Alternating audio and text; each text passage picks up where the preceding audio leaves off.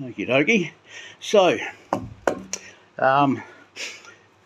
we're not getting as much off-road usage as I originally thought. So instead of the K28 Heidenau, I've got the, there it is, upside down for your reading pleasure, K28, which is a less aggressive pattern. Still very stiff walls and very hard, but points to note, there's a direction arrow on the tyre.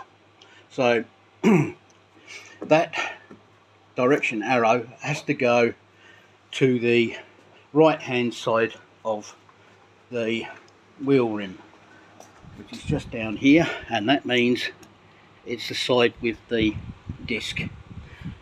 So before that happens though, I've got to whack that bearing. Oh, there's two bearings in there and some sleeves, and a little rubber dust cap.